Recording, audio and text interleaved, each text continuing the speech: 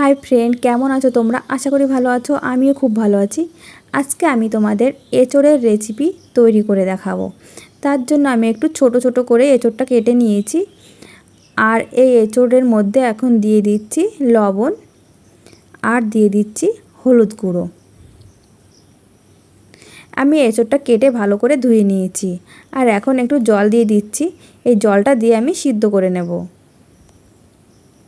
আমি এই এঁচোড়টা 5 মিনিট মতো জাল করে নেব। তারপর আমি ঠান্ডা জল দিয়ে ধুয়ে নেব। আর এটা সিদ্ধ হতে হতে আমি 2 রকমের মশলা তৈরি করে নেব।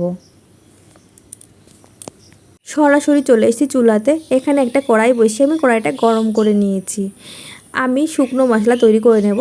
তার জন্য আমি দিয়ে দিচ্ছি গরম মশলা। এখানে আছে লবঙ্গ, এলাচ আর দারচিনি।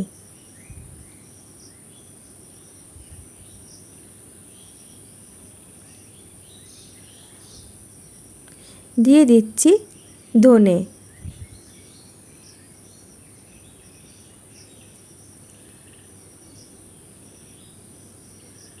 আর দিয়ে দেব জিরে।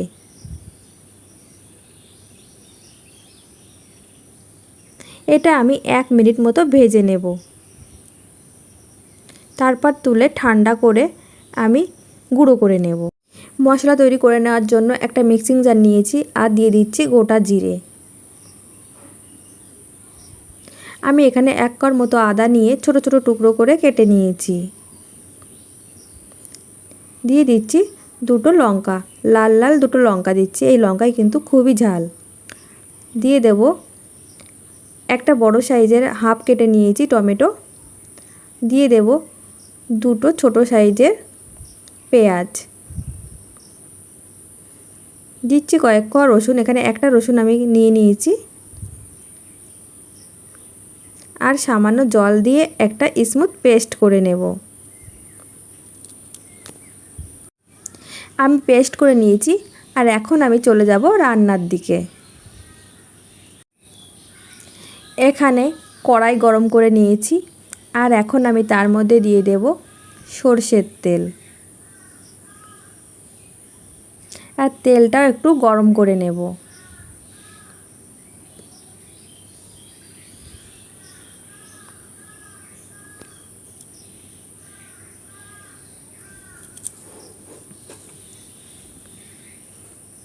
তেল গরম হয়ে গেছে। আর এখন আমি আলু দিয়ে দিচ্ছি। এখানে একটা বড় সাইজের আলু আমি কেটে নিয়েছি। আর লবণ আর হলুদ দিয়ে আমি একটু ভেজে নেব।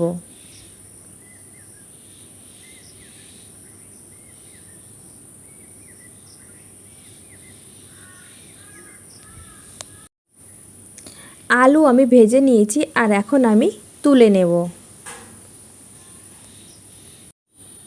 ওই আলু ভাজা তেলের মধ্যে কিন্তু আমি সামান্য একটু তেল দিয়ে নিয়েছি। আর এখন আমি দিয়ে দিচ্ছি এঁচোড়। এই এঁচোড়টা আমি সিদ্ধ করে ভালো করে ধুয়ে জল ঝরিয়ে রেখেছিলাম। এই এঁচোড়টা আমি একটু ভেজে নেব।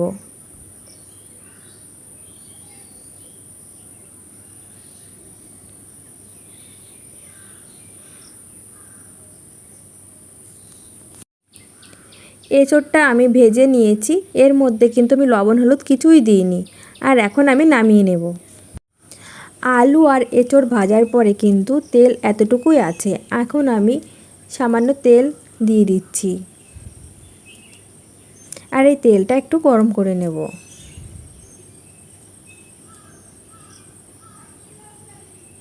আর আমি ফোড়নের জন্য দেব একটা তেজপাতা একটু ছিঁড়ে নিয়েছি। আর দিয়ে দেব সামান্য পরিমাণে গোটা জিরে। তোমরা কিন্তু এখানে গোটা গরম মশলাও দিতে পারো। দিয়ে একটু ভেজে নিচ্ছি। আর আমি আগে থেকে যে মশলাটা রেডি করে রেখেছিলাম ওই মশলাটা আমি দিয়ে দেব। এটা দেওয়ার পরে কিন্তু খুবই তেল ছিটকাচ্ছে। তার জন্য আমি দিয়ে দিচ্ছি হলুদ গুঁড়ো। এটা দিলে কিন্তু তেল ছিটকানোটা একটু কমে। আর লবণ।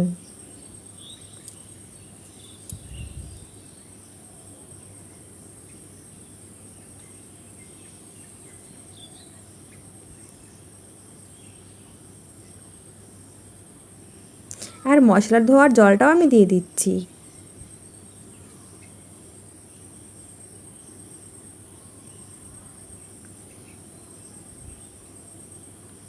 দিয়ে দিচ্ছি লঙ্কা গুঁড়ো। এখানে তোমরা রেড চিলি পাউডারটা ইউজ করতে পারো, ওটাতে কালারটা খুব ভালো আসে।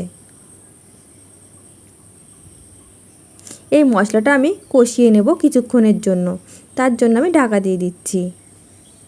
কিছুক্ষণ পর ঢাকনা খুলে দেখে নিচ্ছি।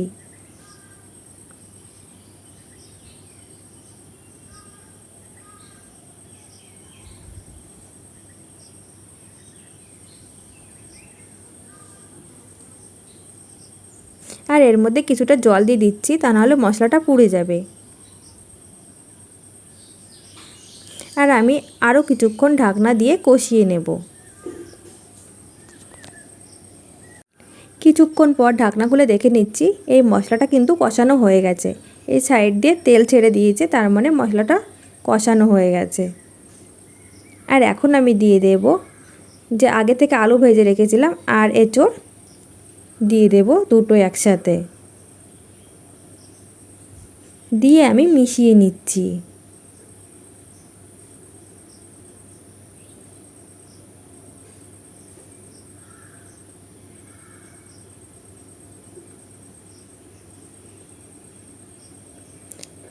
আর সামান্য জল দিয়ে দিচ্ছি, তা না হলে কিন্তু নিচে থেকে লেগে যাবে।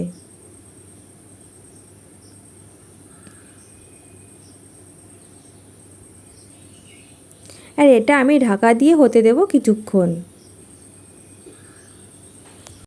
কিছুক্ষণ পর ঢাকনা খুলে দেখে নিচ্ছি।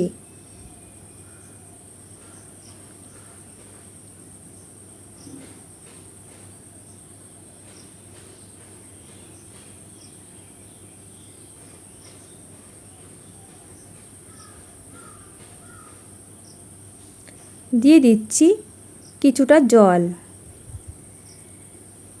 আমি একটু শুকনো শুকনো করব, তার জন্য জলটা কমই দিচ্ছি।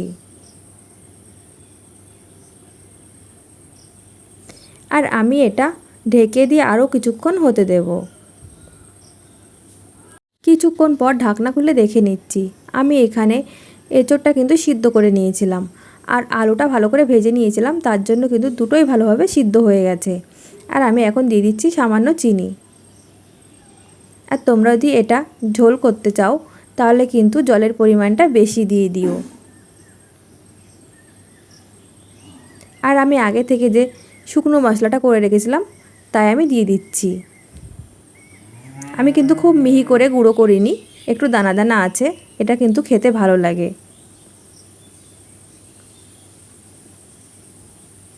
আর আমি এটা বন্ধ করে, মানে চুলার আঁচটা বন্ধ করে ঢাকা দিয়ে 1 মিনিটের জন্য রেখে দেব।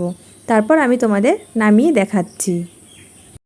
আমি নামিয়ে নিয়েছি। তো বন্ধুরা, তোমাদের কাছে আমার এই রেসিপিটা কেমন লেগেছে অবশ্যই কিন্তু কমেন্ট করে জানিও। আর বাড়িতে কিন্তু এইভাবে একবার ট্রাই করে দেখতে পারো, খেতে কিন্তু দারুণ, মাছ মাংসকেও কিন্তু হার মানিয়ে দেবে।